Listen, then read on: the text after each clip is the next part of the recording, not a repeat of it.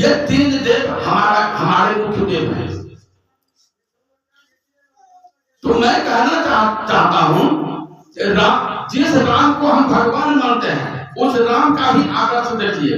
किसी दूसरे देवों के सामने कोई हाथ नहीं फैलाते।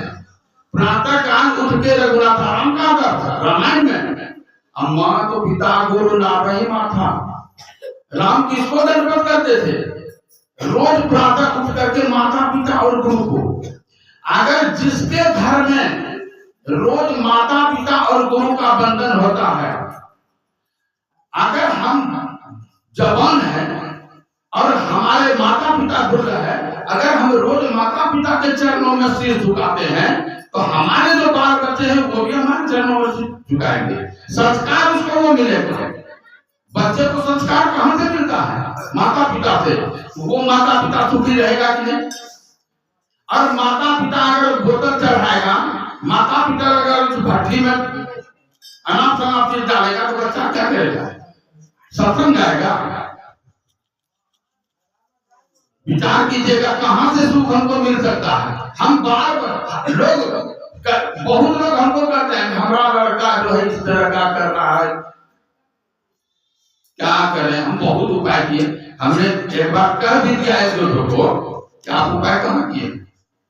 आज ना आप सोच रहे हैं, लेकिन जब वो बच्चा था उस समय आपने क्या किया था? ना हम तो कमाने खाने के फेर में थे। कैसे जाते थे? कमाने खाने के फेर में है, लेकिन कबीर साहब की वाणी आपने सुनी भी नहीं होगी, और सुनी होगी तो कहा नहीं होगा। जिस घर साधु पूजिए हरि की चर्चा नहीं, ते घर मर घर सार के भूत बचे किरवानी। जिसके घर में साधु की पूजा नहीं होगी, साधु का सम्मान नहीं होगा, वह भूत बचेगा। भूत प्रेत होता नहीं है। भूत किसको कहा जाता है? भ्रम को, संशय को। ये भ्रम भूत सकल खाया, कहो तो न भराया। अंडर पिंडर प्राणन देही, कोटि कोटि जीव कौतुक देही। बकरी मुर्गी किन्नो छेवा, अगर जन्म उन अवसर लेवा। कहे कबीर सुनो नर लोई, और भूतबा के पूजला भूतबा होगा। आप जिसको जैसी देवता मानिएगा तो वही आपके अंदर में बनेगा। बंधुओं, कहने का तात्पर्य है कि हमें बच्चों को अच्छा संस्कार देना चाहिए, और बच्चा अगर हमारा संस्कारी बनता है तो वही बच्चा हमको सुख देगा। वह हथेली पर उठाए रखेगा, क्योंकि बच्चे के अंदर वैसा ज्ञान होगा, वैसा बोध होगा, वैसा संस्कार मिलेगा। लेकिन अगर हम उस पर ध्यान नहीं देते और हम स्वयं सुख चाहते हैं, सुख नहीं होगा। जहां जहां दोनों को परिक्रमा, आप जहां भी जाते हैं सबके अंदर में अपने समान राम को देखिए, सबके अंदर में अपने समान भगवान को देखिए, और हमेशा हमेशा सावधान रहिए कि हमारे व्यवहार से, हमारे आचरण से, हमारे विचार से किसी को दुख न हो। वही परिक्रमा है, वही परिक्रमा है, वही देवता की पूजा है। जहां जहां दोनों सो परिक्रमा, जो कुछ करो सो पूजा, हमारे सारे कर्म पूजा हो जाए। अगर हम रास्ता चल रहे हैं तो किसी को ठोकर न लगाना। हमारा कर्म ऐसा नहीं होना चाहिए। अगर हम खेत चरा रहे हैं तो किसी की फसल नहीं चरा रहे हैं। अगर हम मवेशी चरा रहे हैं तो, अगर हम कोई सामान बेच रहे हैं तो उसमें धोखाधड़ी ना करें, कर्म नहीं तोड़े।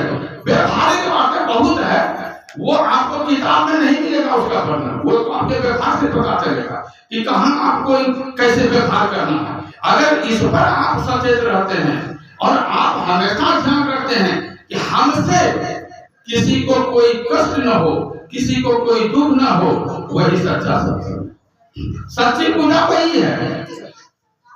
तो जो कुछ करो तो पूजा, जब सोओ तब करो दंडवत, और जब मैं सोऊं तो अपने इस विचार के साथ शयन करूं कि सबको, सबके अंदर में देव के प्रतिमा को देखते हुए, देव के रूप को देखते हुए हम शयन करें और विश्राम करें। वही दंडवत। देव की आराधना करने के लिए लोग सिर झुका देते हैं, नीचे जमीन पर लेट जाते हैं।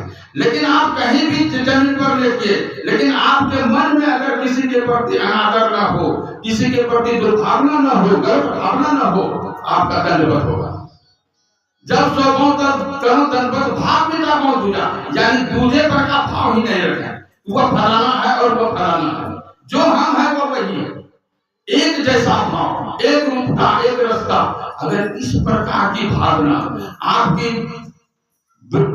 बढ़ती है, इस प्रकार की भावना में उत्तरोत्तर वृद्धि होती है, तो आप समझिए कि सच्चा सत्संग कर रहे हैं। आंख न मूंदो, कान न मूंदो, आंख और कान मूंद कर लो। देवी देवता की उपासना करते हैं, मूंदना चाहिए। मैं ऐसा नहीं कर दूंगा कि नहीं मूंदना चाहिए। अगर कोई गलत चीज आपके नजर में आने लगे क्या कीजिएगा? हम खोल के देखिएगा?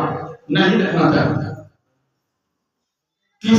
किसी का गलत रूप अगर आपके नजर के सामने आ जाए, मैं एक उदाहरण देता हूं। हमारे महात्मा गांधी भी बापू जो थे भारत के, वे 3 बंदर रखते थे। एक बंदर आंख मूंदा हुआ, एक बंदर कान मूंदा हुआ, एक बंदर मुंह बंद किया हुआ।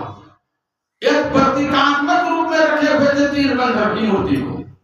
कहने का मतलब है इसलिए रखते थे कि जो बंदर की आंख मूंदा हुआ है वो यही बताता है कि गलत चीज को मत देखिए। कोई माँ बहनों की अगर कोई शरीर का कोई अंग प्रत्यंग अगर आपकी नजर में आता है, क्या आप उसको निहार के देखिएगा? कितनी बड़ी दुर्भावना होगी, कितना बड़ा पाप होगा। इसलिए गलत चीजों को नहीं देखिए, कहीं भी कोई गलत दृश्य को मत देखिए। लेकिन आप खुलेआम डांस होता है, और कैसा डांस होता है उसका वीडियो भी बनता है। दूसरा है कहीं गलत शब्द का प्रयोग हो रहा है, उसको सुनिए नहीं सुनिए, अश्लील गाना नहीं सुनिए, भद्दा गाना नहीं सुनिए, और संभव हो तो उसको बजने भी नहीं दीजिए, माहौल खराब करता है। और मुंह जो बंद है, गलत शब्द का प्रयोग नहीं कीजिए। गलत शब्द के प्रयोग से बड़ा गलत परिणाम निकलता है। आज जितने भी आदमी में जो है द्वेषता फैल रही है, दुर्भावना फैल रही है, उसका मुंह से गलत वाक्य निकलना भी एक बड़ा कारण है। बहुत जगह आप ऐसा देखिएगा, कुछ लेना देना नहीं है, लेकिन थोड़ा सा बोली जो है वो बोली बोल दिया, उसके चलते लाठी भाला गोली बंदूक सब चल दिया। अगर आप शांति चाहते हैं, ये मैं आम लोगों के लिए तो बाहर की बात है, ये परिवार में भी होता है। बच्चा आपका लड़का जवान है, बेटी जवान है, अगर आप कोई गलत बात उसको कह देते हैं, तुरंत क्या से क्या कर लेता है। पति पत्नी में थोड़ा सा गलत व्यवहार घटित हो जाता है तो ठंडा लगा देता है, देखते हैं क्या से क्या कर देता है। उससे भी संभल के चलना होगा। जीवन में अगर सुख चाहते हैं तो इन सारी बातों को ध्यान में रखना होगा और उसके प्रति सावधान रहना होगा। इसलिए कहा कि आंख न मूंदो, कान न रूंदो, काया कष्ट ने धारण, शरीर में कष्ट धारण करने की कोई आवश्यकता नहीं है। 3 दिन उपवास मत रहिए। शरीर अगर बीमार हो जाएगा, शरीर अगर कंडम हो जाएगा, लीवर किडनी फेल हो जाएगा तो क्या कीजिएगा? कोई पूजा काम नहीं देगा। आंख न मूंदो, कान न मूंदो, काया कष्ट न धारो, खोले नैन हंसी हंसी पहचानो, सुंदर रूप निहारो। जितने भी आप आत्मा राम को देखते हैं, जितने भी मानव आकृति को देखते हैं, सब में राम का दर्शन कीजिए, सब में भगवान का दर्शन कीजिए। गोस्वामी जी ने तो कहा सिया राम मैं सब जग जानू, अकारहु प्रणाम जो फल कहां करते हैं। अगर इस तरह की धारणा हमारे समाज में आज फैल जाए, वहीं से सत्संग का पाठ शुरू होगा। शब्द निरंतर से मन रहता, मलिन वासना त्यागी, और उठत बैठत कभू छूटे ऐसी तारी लागी। हमारे अंदर में जो शब्द चल रहा है, ये एक साधना परक बात है। निरंतर चलने वाला शब्द प्रवाहित हो रहा है, लोग उसमें अपने आप को केंद्रित करते हैं।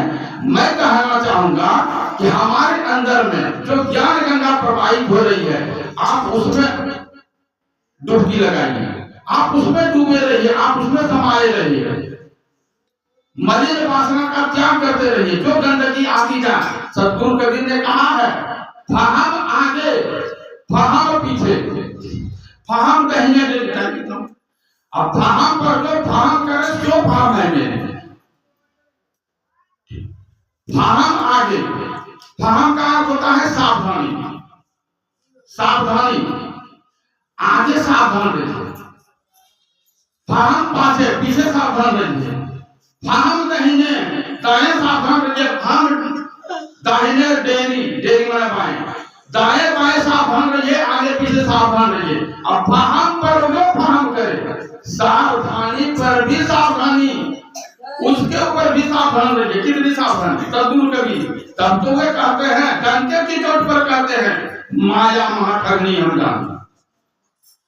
और एक शब्द एक जगह कहे हैं, ठगनी क्या लेना चाहता है, तुम क्या लेना चाहता, तो किसको कहे हैं? माया को। माया को कहते हैं सदगुरु कबीर साहब कि तुम क्या लेना चाहती हो। कबीरा तेरे हाथ में आगे ठगनी क्या लेना चाहते हो कि ए ठगनी ए माया, कबीर तुम्हारे हाथ में नहीं आने वाला है, तुम्हारे फंदे में नहीं पकड़ने वाला है, तुम नैना क्या चमका रहे हो।